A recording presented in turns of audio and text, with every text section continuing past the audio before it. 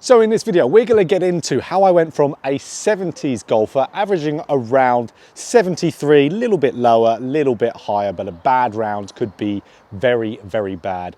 10 shots or so higher, so a real big potential to blow up a score, to a 60s golfer where I'm averaging more around 69 and how I can shoot around that score, a little bit higher, maybe a little bit lower if I'm lucky, but never blowing up like I used to. The bad round is now really where the average round used to be. So how did I do that? The secret's here in my golf swing. So there is no mental thing that happened differently. I didn't change my golf psychology. I didn't improve my short game. I didn't improve my putting. In fact, I probably got a little bit worse in my short game in putting in that time of getting better. The secret's in the swing. So if we look at my two swings here, so here we can see my old one, which is me from, God, it must have been around 2016. So from here, this was my 70s swing. So where I could have the potential to blow up a score also. So what we see here, if we look at this swing a little bit, we can see, okay, first thing I notice is opening up, rolling that club face open. So, okay, straight away, there's a club face issue there.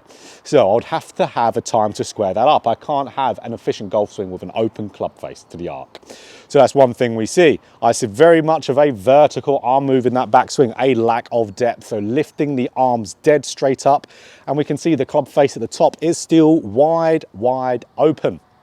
So from there, that lack of depth is going to mean I'm going to get outside in the downswing, because when you have a lack of depth, which means the hands being more on top, more depth being more behind, as soon as I turn the downswing, the hands are going to get way more out in front of me. And I remember at the time wanting to work on rotation, wondering why I can't rotate. Why can't I rotate without stalling and flipping hands? It's because my club face was open and my depth was right up here.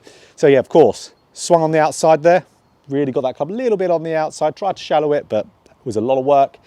Club on the outside, club face open, a chop across the golf ball with a flip.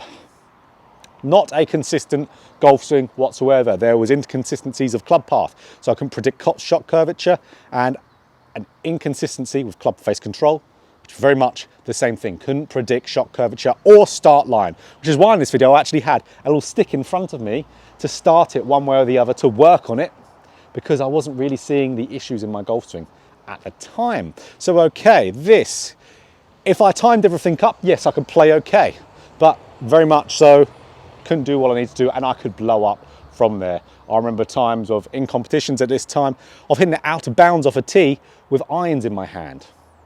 So not great at all, lots of timing. Let's have a look at this new one. So okay, this is me now. Straight away, club face squaring that takeaway. Straight away, club face under control. Brilliant. Good rotation up to the top. Now I've got great and much more improved depth. So my left arm's way more covering that shoulder plane. Hands are deep on the way back. So then when I shallow and turn, you're going to see that club is going to be on a much better path. Because the club face is nicely under control, the club is on path, the club is shallow, and then what am I doing from there? Whoosh, turning through the golf ball nice and efficiently with a very stable club face. Now, the big thing that this has enabled me to do from here, not only has it improved my golf scores quite considerably, but it has also given me so much more confidence of what's going to happen to my golf ball. I know that the shape of the shot for myself is normally just a little fade of when I'm in the season, just a little fade, if anything pretty straight, so I know it's going to peel to the right or stay straight, which from my videos, little clips here of me playing on the golf course, which of course is the proof of me shooting 60 scores every single video bar one have I shot under par, every single video bar one or two, and that might have been a level par one, so on my channel. So I know what the ball flight's going to do. I know what it's going to do. It's going to peel or it's going to be straight. So that means that even though on that first swing from 2016, 2017, I practiced all the time. I was full-time golfer at that time. Wasn't a coach back then. So I played every single day. That was what I was wanting to do, is become a player. Every day I practiced. Full practice days, 8-hour practice days. Couldn't get better. Now, how much do I practice? Hitting balls in this net every now and again. So for a little practice session, I hit balls in the net every day, demonstrating, doing lessons on Skillist. So I do hit balls, but I'm not actively really working on my golf swing. I got these moves into my golf swing. I may go to the range every other week to do a bit of swing work. But now, because I know what the club face is doing, I know what the club path is doing, so I know what the shot curvature is going to do, I could turn up to a tee and play straight away. So pretty much all the videos you see of mine online as well, where I'm on the golf course playing, I barely have had a warm up at all. Maybe a couple balls clipping down there. So especially the one where it was 5 under, I believe, was my last 18-hole round. I hit about 10 balls before I went and played. But I knew what my shot curvature was going to do because club face was more stable, club path was more stable, and then I could turn better through the golf ball because of that. So let's talk about what you can do. So let's first and foremost for you guys, make sure club face is king. Club face is there. We need that club face to be square to the swing arc. And you can see for me, I do something I talk all about on my channel all the time, is the earlier you get the club face square, the better. I want it early to be square. So from there, I did tons of drills when I was improving this, of pause drills at shaft parallel to ground. So that's where I get to shaft parallel, I make sure the hands are a fist distance away from my right leg, and I make sure my club face is slightly angled down, maybe even club face outside the hands. I'll get up to there, I'd stop, and then I'd turn up, and I'll turn through. That's what I would do all the time. I'd really make sure that that was there. And when I mean all the time, I was doing it a lot and a lot and a lot. So just do not stop repping this out. So again, there we go. Brilliant square club face. Turn up, turn through. There's our good movement. So that was one area that I massively worked on, because if the club face wasn't under control, I'd always be inconsistent. As soon as I start to see a ball flight being a little bit unpredictable, this is the first thing I look at, club face. So that's where there would have been a video on my channel from around April last year where I was playing in Florida. And I had a little bit of inconsistency when I was playing because there's more rounds of golf I played than that one video. And that was after I had a little fix of my club face, because when I arrived there in Florida, I was hitting a little bit wayward, to be honest. And I wasn't quite sure why until I looked at my swing. Club face was getting open early in my takeaway, just like it did in that video. So fix that straight away. That's when you can make changes and fix something quite fast when it's something you already know about. So, okay, depth at the top. So what I did a ton back in the day was work on my lead arm depth. So what I would do, I'll do a drill like this where I'd have a long alignment stick. I used to have my golf bag with an alignment stick jutting out of it, but now luckily we've got the swing plate with the extension pole attachment. So what I did there, I put this to where this was blocking my right shoulder, blocking it. And now all I had to do, because this was about really half a club's distance in front after a hand's distance outside my right shoulder, I just swung underneath it. That's all I did. I just swung underneath it. I did my takeaway drill as well. Boom, there we go. And that got me to where my path was way more manageable. And what did I do? Tons of reps again. So just like I said, there's zero substitute for putting in the reps. So I was making sure that this blocks that left arm from traveling too high up. So as we can see, if I do, I'll hit the sticks again, takeaway, boom, swing up, swing through. Awesome. Why these two were such a game changer for me is that, again, because I said plenty of times, it controlled my shot curvature.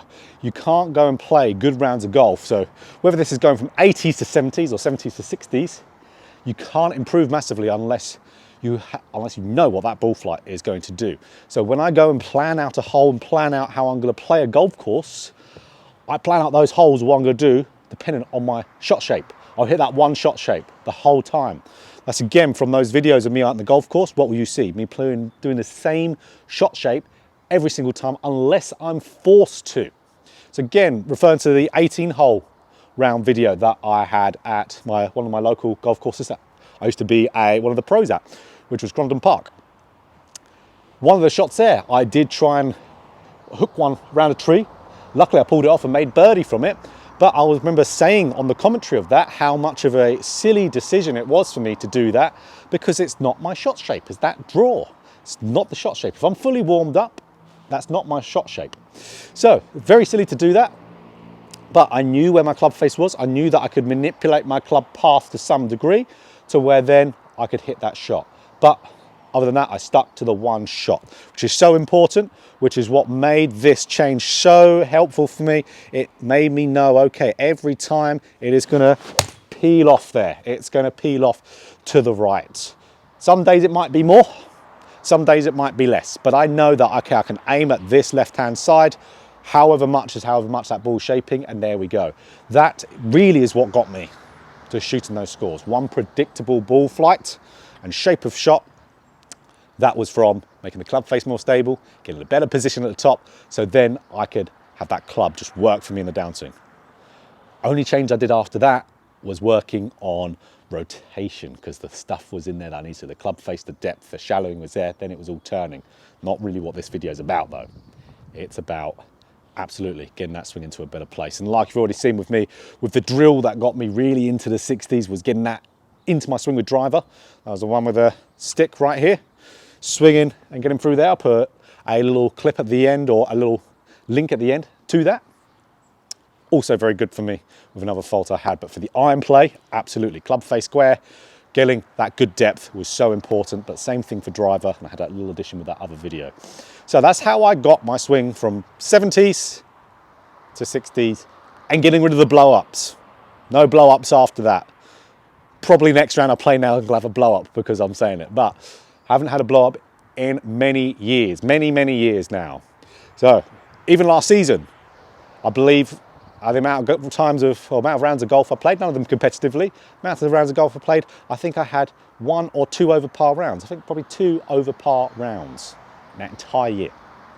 Not many low ones, all saying that, but all around that nice kind of solid golf bit. Because this is good, club face, club shaft, path. Golf becomes easier when you can predict your shot and play your shot and don't be silly. So, if you enjoyed this video, click that like button. If you want more golf instruction just like this, hit the subscribe button, hit the bell button too, to be notified every time I put out a video. So, if you want to make massive strides in going from, whether it's 100s to 90s, 90s to 80s, 80s, 70s, 70s, 60s, getting these two things under control is a good thing to do. Club face, and then your club path.